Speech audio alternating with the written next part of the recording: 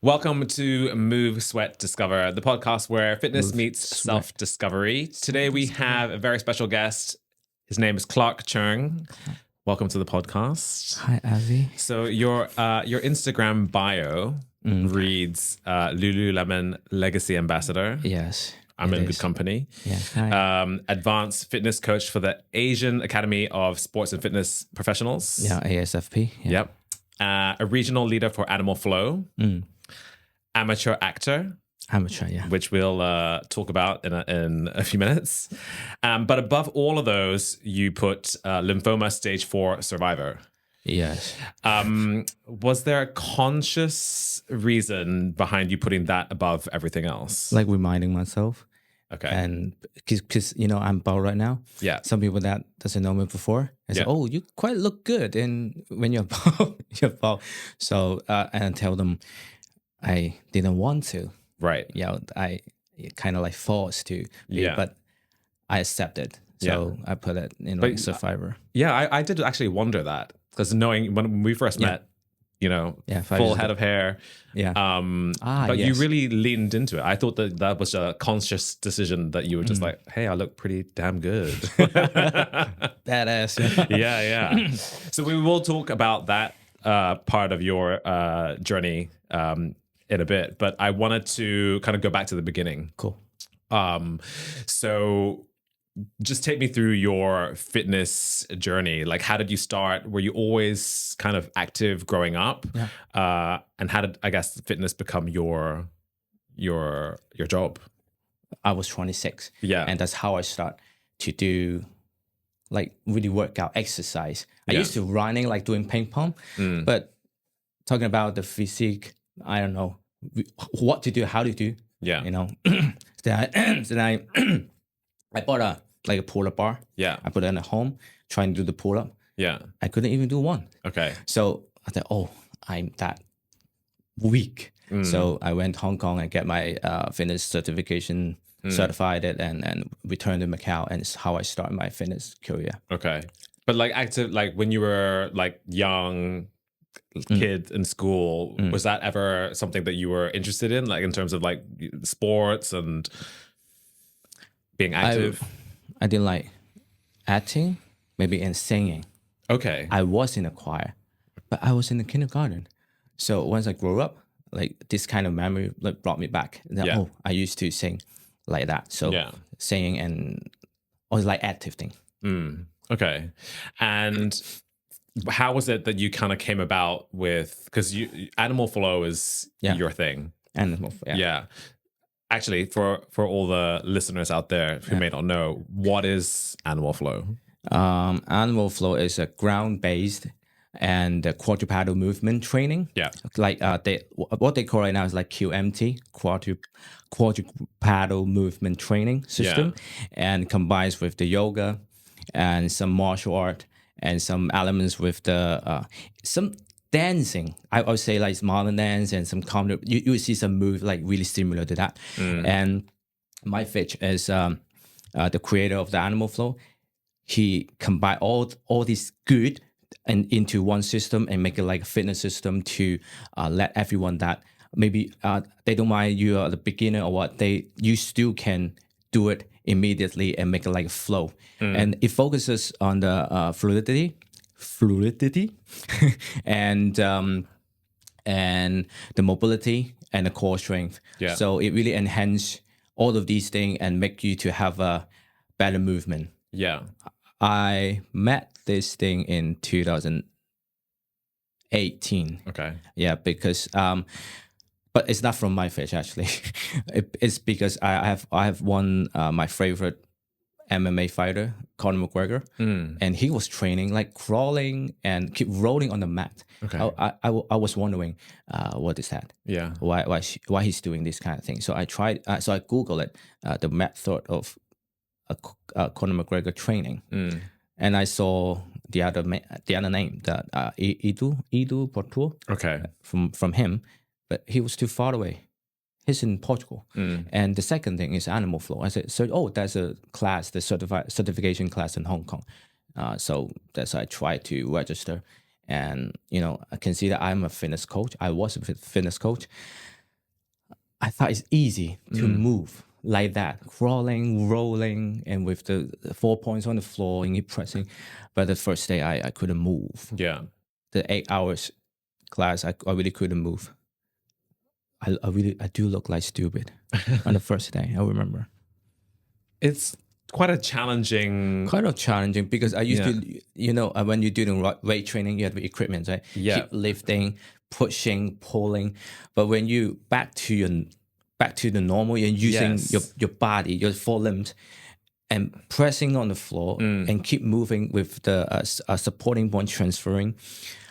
You really can't move like what you think. Yeah. So yeah, that's why we have our own language. We say the call out, and when you meet the people from all around the world who did animal flow, then we can merge together, and when we can quickly flow together and get to know our call out, and we could make a flow. What you have seen on the social media. Yeah. So I mean, it's pretty big now. Yes, because of pandemic, I think. Right. Yeah. Because I all over my Instagram feed is, master trainer and like this certification. And so it's like blowing up. Like when did it first come about? Because I actually thought like when I first heard of animal flow, I thought it was like, Scam. move like a lizard or move like a monkey. Yeah, but it also inspired by some animal locomotion. And that's why we have like an A, B, C. A as an ape, B as a beast, and C as a crab. And we do have a scorpion. Okay. Just what we did in the yoga, like scorpion. Yeah. So we combine all these things together and get like a flow. Right. Yeah. So, but we are not really imitate the animal. Okay. Like we don't roll like those things. No. Yeah. Yeah. Do you think that it's a trend, or like will it, like in 10 years time, will we still be doing animal flow? Because like in fitness, there's so many fads, things come and go. Yes, totally. Right now seems to be like Pilates is pretty hot and quite a lot of low impact things. But I would say animal flow, for me personally, it was really a trend during the pandemic because people stay at home, can't go to the gym, and they just stay at home, and what they can do, they can do some body weight training, but animal flow was one of those that really keeps you moving, and it really is help your nerve, I think, because you really memorize those moves, and there's the call out, and especially your left and right leg or arm, and it was a trend. But when you keep going regularly, I think that animal flow will be the norm. I can say will be. I hope animal flow will I hope animal flow is one of those fitness system that we keep doing it. Yeah. Because it's really good for your health and your body. It's pretty functional as well. Pretty functional. For me, fitness is functional and fun. Yes. Yeah. I think actually that is pretty important, like fun. That's the key, I think, to me. The first approaching. Yeah. If your first PT section, they just keep it picking up the weight and doing the good form, and maybe you don't find enjoying. So exactly the joy. What other things in terms of fitness, like modalities, are you into? Fitness thing, we did yoga today. My second class in my life. Well, because I've never been a yogi. And I will never be, I think. And because sometimes I consider myself too active. Always want to move. And sometimes yoga, just stay on a mat and keep moving and breathing. But today, it's a good start to waking you up, because, I came all the way from Macau, and I took an earliest ferry. And thank you. Yes, I fell asleep on the ferry, and it's really good to waken up your body in that way. Yeah. And yoga, and that place is quite good and quite of course quite new. Yes. And well equipped. Yeah. We'll talk about the class and our takeaways a little bit later, but let's go back to 2020, the start 2020, yeah. the start of the pandemic. Yeah. That's when you discovered your diagnosis. Yeah, diagnosis. Yeah. What was going through your mind, or how, like, maybe talk to me about like how that kind of all began. I was diagnosed lymphoma stage 4 in 2021. Okay. March 26th. I still remember. I will never forget that day. Yeah. And but the second day of the checkup is already, but the doctor told me I'm already metastasized to my bone marrow. So it's the last day of the last stage. So immediately they put me in. They want me to do the chemotherapies and the target therapies. What I've been heard, what I heard is like five different chemical medical inside my body. They need to put it into my body. I said, oh no. Yeah. Should I take this, or there's another way that I can cure the cancer? Yeah. If the cancer cells, no, kid, you're only 33. You really need to. Because I was refused to do that. I was refused to do that because at the moment there's 2 celebrity in Hong Kong. They also got the stage 4 cancer, and after the chemo, they're still gone. So I was giving up. I really refuse to do that. I say, okay, just keep me in that shape and let's see how the cancer cells do it to me. Yeah. Because I love my, I would say, if you don't mind me, allow me to say it in Cantonese in this one. Sure, yeah. 自戀. Okay. How do you say in Cantonese? Nervous. I'm not sure. Nervous system. So I love myself too much. I care about my outlook. Okay. My too much. Yeah. So I can't imagine. I can't let myself to be a cancer patient. The image of a cancer patient, the losing hair and look so weak. I was like, I have 18 packs. As my before. So I really refuse to do any chemo and any treatment for that. But but the doctor confirmed me. Mr. Cheung, yes, you're in stage 4, but if you do that immediately, we do have the confidence to make those things gone. So after a week, there's so many pressures. My wife, my godfather, some of my uncles, they really confronted me that, Clark, kid, you really need to do that. You're only 33. Give yourself a chance to do that. So that I gave myself a chance. Okay, I accepted and to start my first chemo just a week later. Okay. Yes. Yeah. And this is how I start my cancer journey. Yeah. So in the lead up to like before the diagnosis, like how I found out. Yeah. Were you experiencing any? I remember that's one time I was in the massage center. The lady, the lady told me that I have two like a lymph node swollen on my neck, on the right neck, but I didn't give a shit to that. It doesn't affect my daily life. So, but after a couple months, then my left neck also has it. Okay. But like bigger. I said, oh, something happening, but it's not pain. Okay. It's not painful at all. Then, so I told my wife, maybe you should have a checkup. So I went to the hospital, and once they do the like a maps, they put how to say that, maps 細胞. Oh, they checked it out. Okay. Yeah. That kind of thing. It's already bleeding. Okay. So they suggest me to remove that first to see that's the good one or the bad one. Got it. Okay. So during the Chinese New Year in 2021, and I went to the hospital and do the surgery, and they removed like 4 lymph nodes from my neck, neck, and all of the 2 centimeters. It's quite big. Yeah. As a lymph node. So, and a week later, they didn't confirm it, but they suggest me to go to the oncology department. Yeah. Once I see that word oncology, I was like, oh no, I'm not going there. Yeah. So I really went away. I went back home with the report. I said, I put it on the table and said, it's not gonna happen to me. No, never. So I really like went out. I really escaped. Yeah. Yeah. at that stage, even before they mentioned the word oncology, did you think this could be the big C? Yes, I thought about that. Yeah. But I don't want to hear that word. Sure. Cancer. I don't want to hear that. Yeah. But I went to, and after that, after a week, I went to 2 different hospital, and after they read the report, the report, they say, "Can you I suggest you go back to the one that I got a retreat. I got a treatment for the cancer.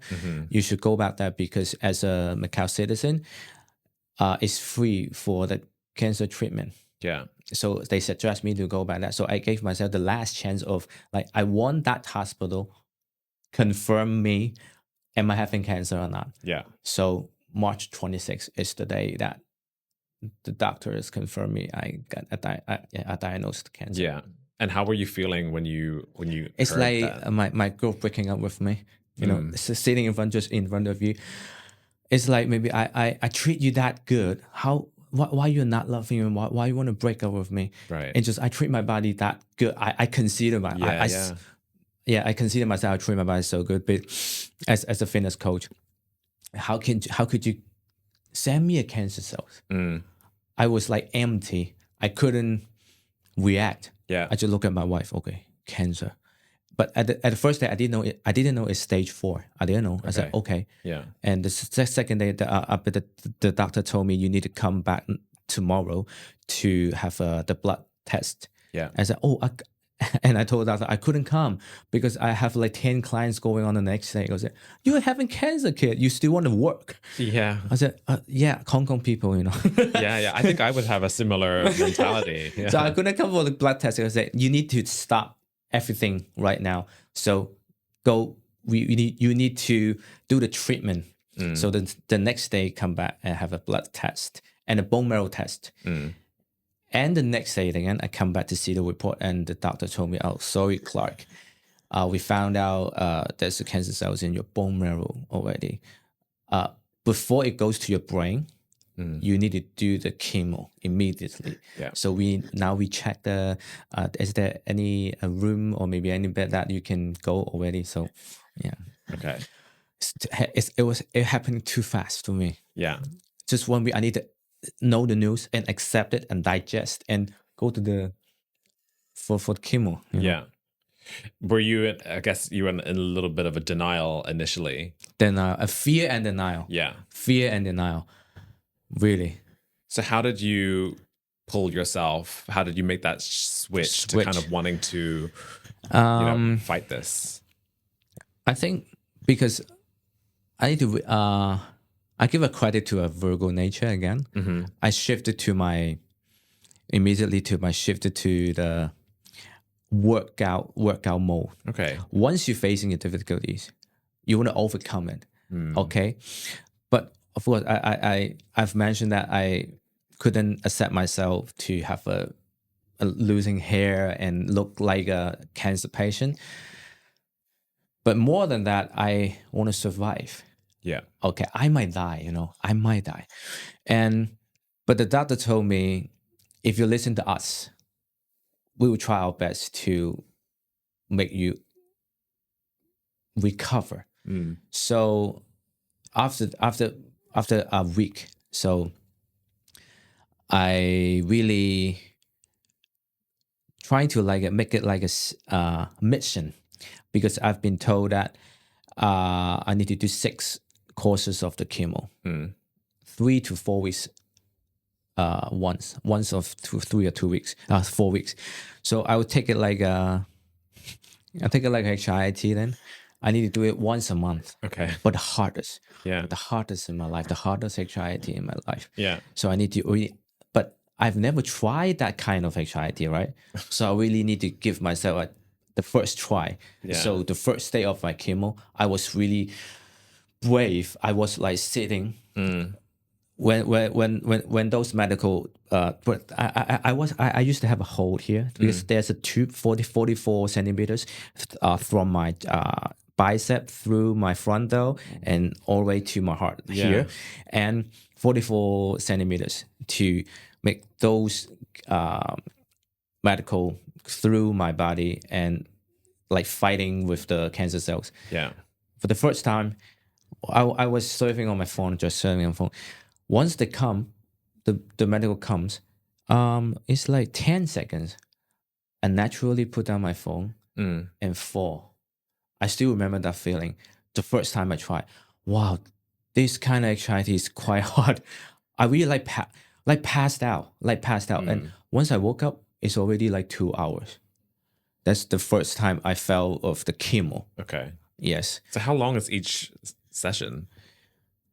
4 to 8 hours. 4 to 8 each. hours. Yeah, 4 to 8 hours a day. So the first chemo, I need to stay in the hospital for 9 days because it's my first time to take chemo in my life. So the doctor needs to see my index, all of my blood tests, and all of my report is it going good or not. So they kept me in the hospital for 9 days. Yeah, the first. So after the first day and the second day, third day, keep dizzy and keep like you want to puke but you couldn't. But somebody they will puke, but I will keep doing the like how do you say this? Like retching. Retching. Yeah, keep retching all day. Yeah. Once you woke up until you sleep. Okay. Yes. Yeah. It's not painful, but so hard to have this feeling. Yeah. It's not comfortable. It's very interesting that your kind of coaching mentality comes out at this time. But with some anger. Yeah, okay. With some anger. That's very understandable. Once the medical comes, and I beat you out. I'm gonna beat you out. You don't belong here. You go out. I really say that. Yeah. But that's one man. I need to shout out to him because he's my mentor because he also diagnosed us the cancer in 2020. His name's Dash. We FaceTime. And he told me that you don't need to be angry like that. It's already there. Just try to live with it. And when it goes, and it will goes. So try to be calm.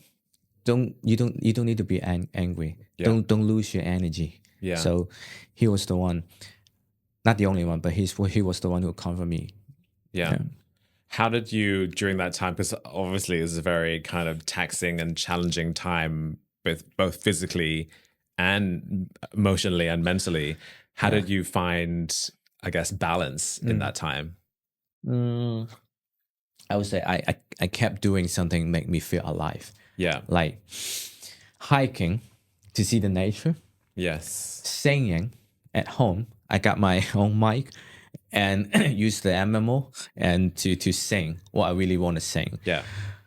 Because that make me feel I'm still on this earth. Yeah. I'm still doing what I really love. Sure. And after singing, sometimes I cry. I remember sometimes if I think I sing good, I'll say, "Oh, good." I still can sing good. Yeah. You understand what I'm saying. Yeah. What I mean.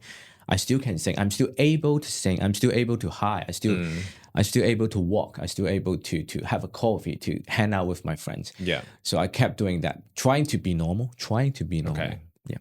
Did you find that your friends, your family, your students were treating you differently in that time? Yeah, I felt. Yeah, so different sometimes. Sometimes. Now social media. Some people maybe just like they serve your profile. They say, "Oh, Clark is keep doing those," because I used to be a shirtless guy. I always be topless, Guess I have that kind of shape, body shape. I didn't know I was encouraging people to do fitness, to be fit. I didn't know. I do it not by purpose. Yeah. Because I just want to show off, Sure. Yeah. I wanted to. And once they see me having cancer, they gave me they really gave me a letter. They wrote 1,000 words to me and said, "Oh, Clark, I really felt so sorry about your cancer. And we don't want to see you like that. We want to see you will come back stronger. Clark, you really hand on it, and you really recover, get well soon." And this is how I found out I was giving people so many encouragement doing my time. Like I was just like showing off. I want to get the likes. I want to get attention. Yeah. So it's quite interesting for me, and that's from the people from the online maybe, and for my relatives. But my mom, all of my parents are in Hong Kong. Only my wife stay with me in Macau, and my mom didn't know that. Yes, because I didn't want her to worry about that. She didn't know that you were sick. Yeah, she didn't know I got cancer, and she only have the WeChat, so she has no Instagram. She has no any social media. Right. So I posted on it, but she didn't know it, and my sister and my dad kept the secret. Okay. Because they don't want my mom to. My mom couldn't accept it maybe. So once as soon I recover, 6 months later, I went back to Hong Kong. Yeah. And I told her because there's one time she told me, "Oh, son, you look good with your bald." I said, but she just thought that was in summer. Yeah. She thought maybe it's too hot, so that I don't want to have a new image. She was naive like that, But after that, I told her it's not just about the weather, and it's not about my thing. It's about this cancer, this journey. Yeah. Yeah, the chemo make me lose all of my hair. Okay. Yeah. And how was her reaction? She was like, "You got to be kidding me." And the second, "No, I'm not kidding you." But I remember that was after the dinner. I in the seat just next to her and holding her hand and telling her, "Yes, it's because of that. But now your son is totally okay. I won the battle." Yeah. And now it's just getting recover. So that's why I came back to Hong Kong to see you and want to let you know, because I don't want to hide anymore. Yeah. And to let you know your son in Bao is quite good, Yeah. That must have been difficult for you though, not being able to share that with her and kind of have that support. And she gave me, I remember she gave me 10,000 in cash. Maybe like a payback, Yeah. For the past 6 months, she couldn't take care of me. Oh. The first time after 20-year-old, I didn't take any money from my parents. But when I was 34, after the cancer, I got 10K for that cash. I was like, wow, Mom, thank you. I didn't say thank you for the cancer, but I know she just want to, she just want to pay back. Yeah. Do you think that, so March 26th was your diagnosis, and you mentioned like after 6 months, was that the kind of 7 months actually. 7 months. Okay. So it was just like 7 months constant of like chemo and singing karaoke at home. Yeah. Do you think that there was anything in your life before that, with any of your experiences, that kind of prepared you for how you kind of went on that journey?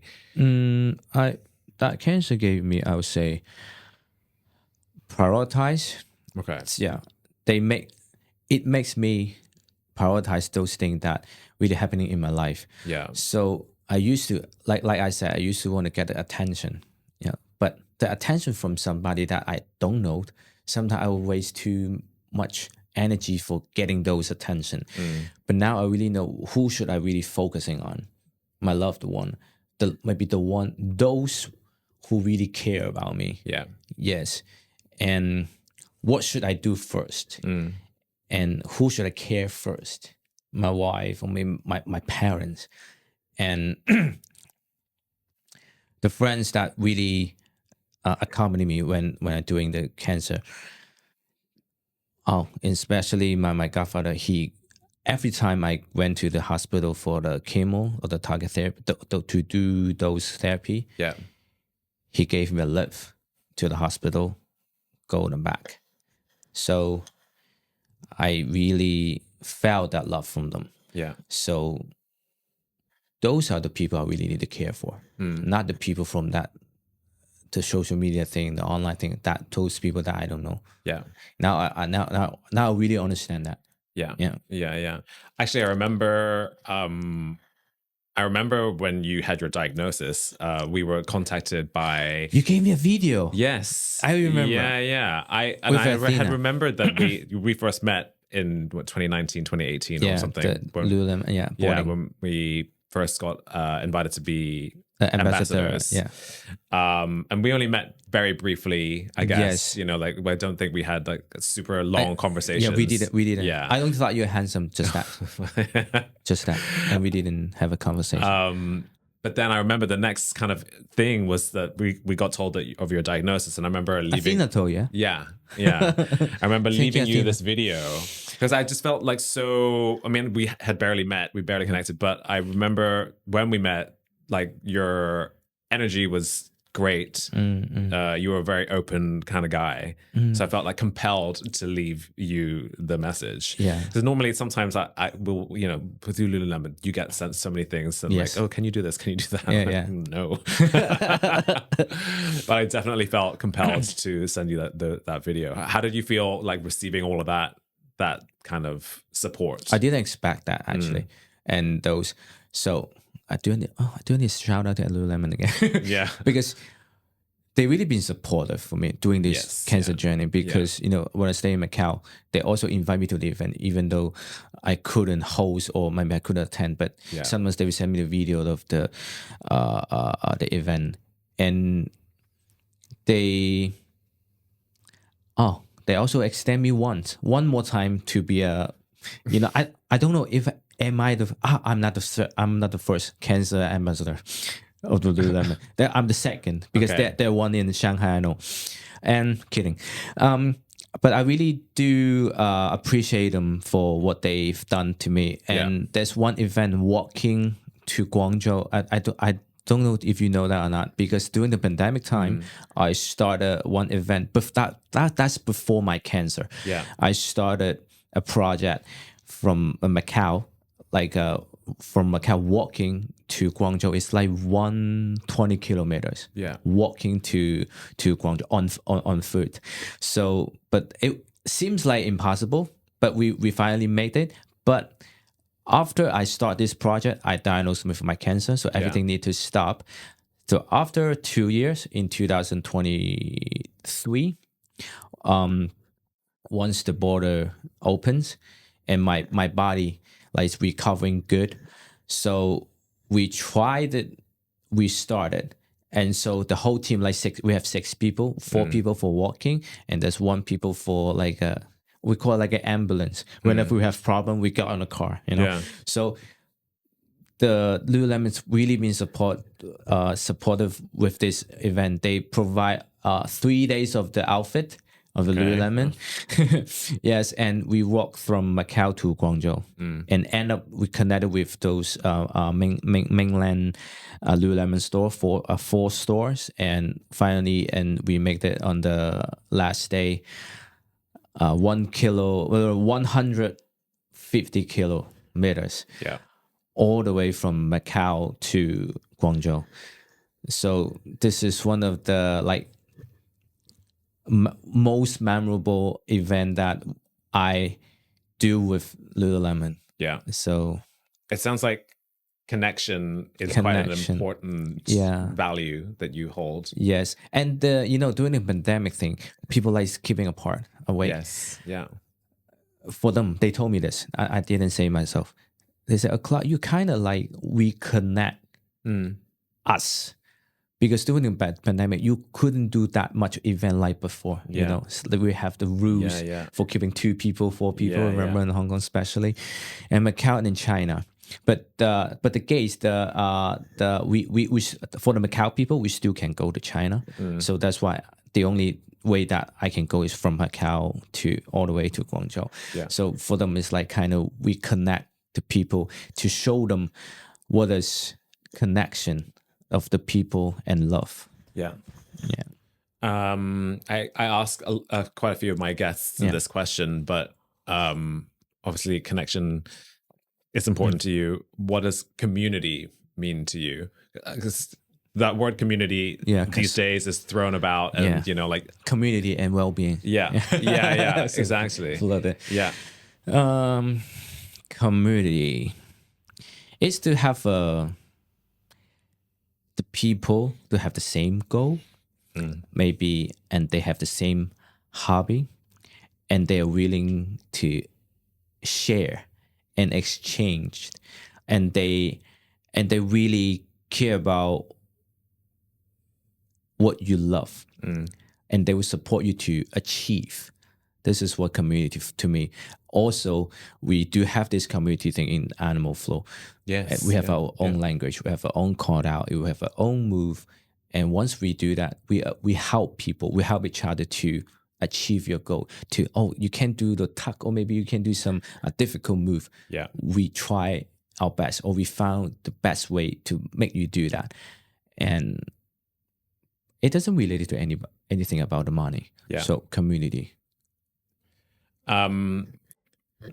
What does the Animal Flow community like provide for you? Provide for me, because we're not talking about like money. Yeah, but they would keep asking me how we can do better.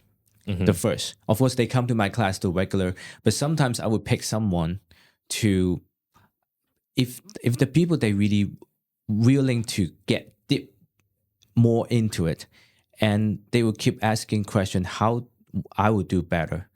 Once I found this kind of people, I will make them do more, and let them, can I say, follow? I want them to follow my path. And whenever I go to attend some events or about teaching animal or teaching them some fitness thing, I want them to follow me to be my instructor and see how I interact with the people and how I teach the people, how I guide them to teach.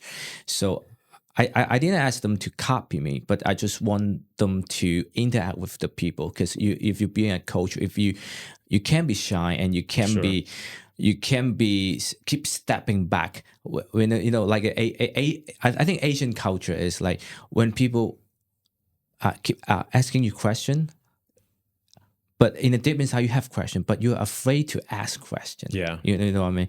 So I want them to get rid of it. I just want them to like stand tall, straight, and telling people that, oh, you are teaching professionally, and I want them to feel it.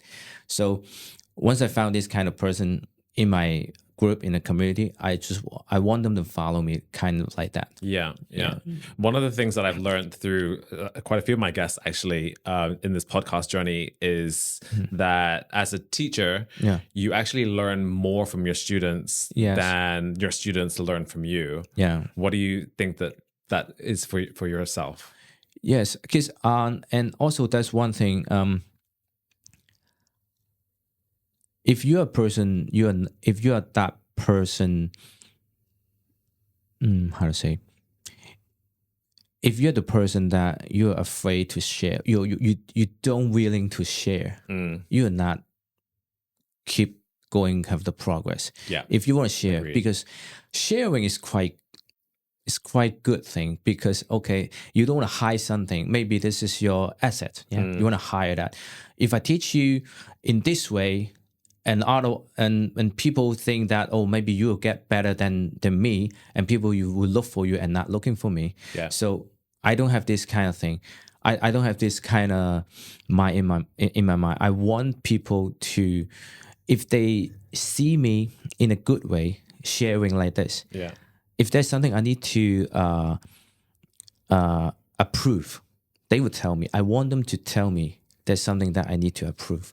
So once I keep sharing, the first time, the second, and the third time, maybe in the fourth time, they would tell me, oh, Clark, this time you're a bit different with the first time. Or maybe you can keep rolling and changing. So I want this kind of relationship between my student and my instructor.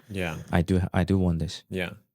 So we will move off your cancer journey a little bit. I heard you talking off mic earlier at the studio that you are now 4 years. Is it 4 years clear? 4 years. And already. you have an extra. You have one more year. Yeah, that's like the target. 5. Yeah, 5 years. Like always, like a milestone for cancer survivor. Yeah.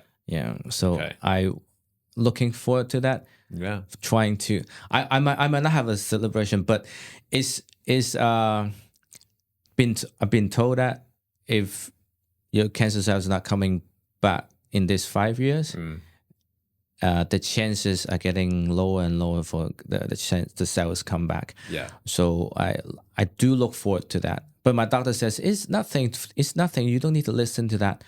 But I've been told that the first diagnosis, 5 years is a kind of milestone for the cancer patient. So look forward to that. Yeah. So we did a yoga class just now. Yeah. We are fresh from the yoga studio. This is, I guess, maybe the second time or so that we've officially worked out together. Second time. Yeah. The first time in 2019. Yeah. Ooh, both yoga classes. Actually. Oh my goodness. Both of us related to yoga not class with you. Yeah. Avi. What have you learned in today's session about yourself? To face your difficulties. Okay. Because my left hip flexor and right hip flexor is unbalanced. Yeah. I can tell. Once you do the high lunge, Yes. I said, oh, my right side is kind of shaking. Yeah. But I don't know it's because of the Standard Chartered 10K 2 days ago or not. I was facing, and once the teacher told me, keep breathing slowly and listen, and I follow her, and it's getting better. Yeah. I think it's just like life. Yeah. You need to listen. That's what. And also, everyone's struggle is unique. Yeah. Right. And as a fitness coach like me, I would say I'm just to adapt and to listen and to empower rather than enforce the rigid standard to order my student. Yeah. Sometimes you need to, when they have some problem, you listen. And you try to empower and not just enforce them to do rigid standard. Just make them know it's fun. Yeah. To be alive. Yeah. Yeah. What have you learned about yourself through movement over the years? Movement taught me resilience. Oh, I like that. Good. I finally remember this word. Resilience, patience. Okay. And the power of small, consistent effort. Because one example is like doing handstand. You need patience for that. Yeah. You're not born to do handstand. And so movement really taught me this because you need to break it down every step and you need to follow it and keep practicing it. And so that's the power of small, consistent effort day by day.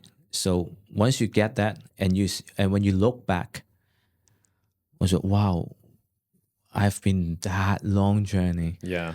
Yeah, because now it's 2025. When I look back to my 2018, my first test out of the animal certification, I move like whoa. I don't know why I can move like that. That's stupid. Yeah. So this is see the progress, and the progress is really good. Yeah.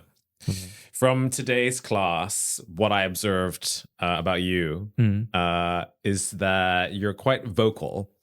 So, like, when we're stretching this way, like high lunge, chair, whatever, you would make sounds, like even if it's your breath or like, sighing out. Even when I do massage. Yeah. Yeah. So I feel like that is quite a good indication of someone who actually is quite an open communicator. Okay. And we don't know each other super well. Like I've met you a couple times, but I feel that I hope I will know you better. In the near future. I feel that like you are quite a good. You're not shy. You say what you feel, and you're good at communicating. Would you say that that's a fair representation, fair observation? Do you think it's a good thing? Yeah, I think it's a good thing. Yeah, that's good. Yeah, because I would see myself as like the Virgo nature. I always want to improve. Yes, I think that's important. Absolutely. Not just a coach for human being. Yeah, you need to, but just in what way you want to improve. Yeah. So always find a way to improve your singing skill, your acting skills, Yeah. treating your wife better, treating your husband better. There's always a way to improve. So there's always a room to improve. Yeah. So I hope this kind of attitude could keep me for forever. I wanna have this kind of thing. Even so, after now, I would say I'm cancer survivor. So I still learn something new. Yeah. I learn riding motorcycle.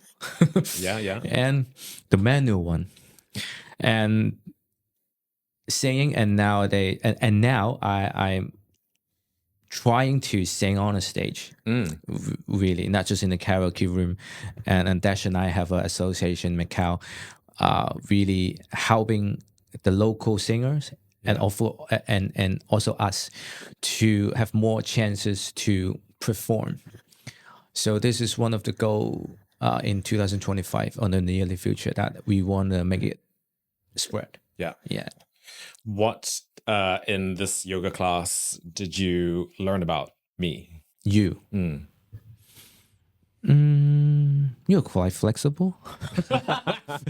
And you gave me a friendly start, actually. Okay. Luckily, it's in the early morning. If that's on like 3 p.m. or 4 p.m., maybe I got so many things distracted. Yes. Or maybe I'm not focusing on my move during the class. I'm a morning workout person. Always, like 6 to 7, 8. Yeah. It's good. I like it. You don't you just get it done. You know. You don't have nightlife. No. Oh. No. That's why you look so young. Yeah. You're 24. Yeah. All right. We are coming to an end, and I like to finish our conversations always with a go-to lightning round. Okay. So I'm just going to fire a bunch of questions at you, like your go-to, whatever, and then don't think too much about it. Just first thing that comes off your head. Okay. Comes from the heart. I'm so excited and nervous. Go-to sweat. So your go-to workout. Workout.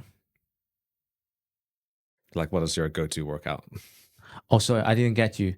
What do you mean go-to? So, like your favorite, like the. Oh, the favorite that one. Okay. Yeah. Oh, favorite. Actually, it's running. Okay. You did the 10K run. 10K run. Recently. Right. Yeah. Okay. Go to treat meal. We don't say cheat. We say treat. Fried rice. Oh, okay. So Chinese, right? Like what is it? So Chinese. Cao fan. Like no, Hong Kong style fried rice, or no, just every fried rice with egg. Okay. Yes. Okay. Like a I like fried nasi goreng. Is that a fried rice? Yeah. Also, yeah. Can that falls under the umbrella. Now I'm hungry. Go to stress reliever. Singing. Okay. Or maybe jerk off. Can I say that? Yes. Go to karaoke song.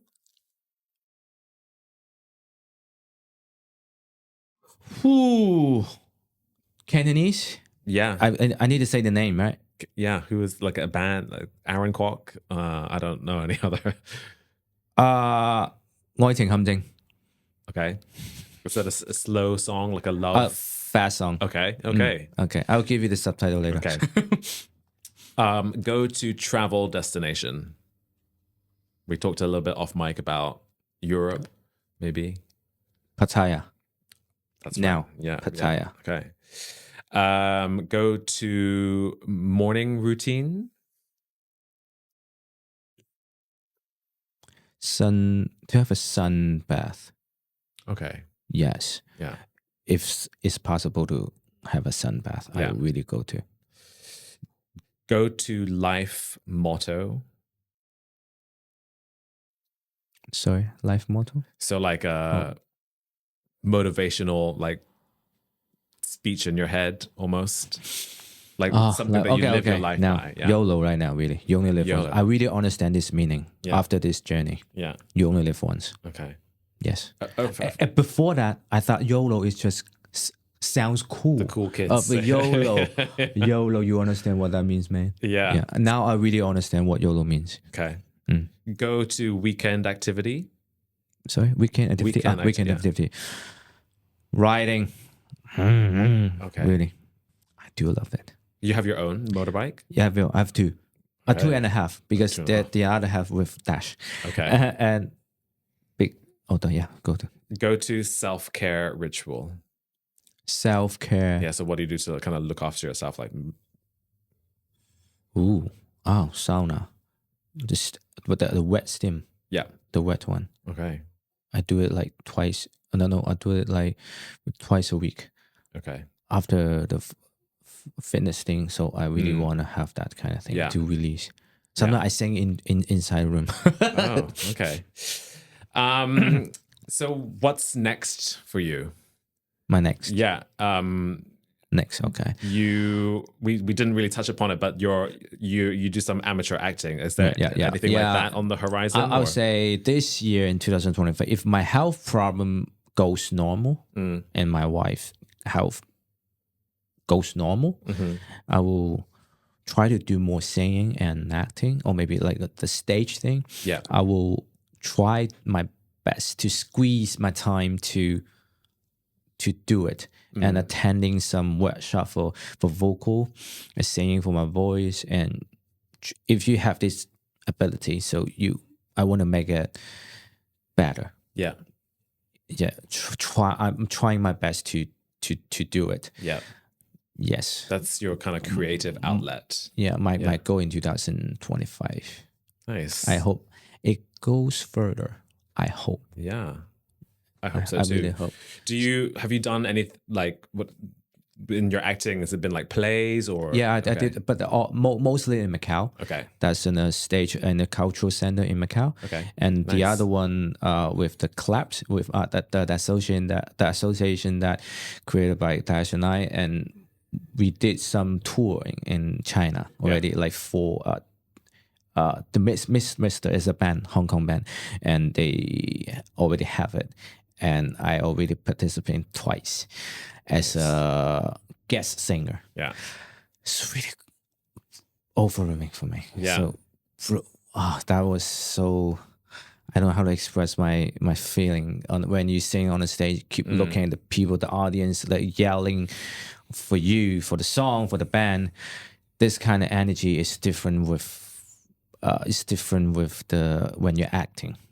So I want to feel it more.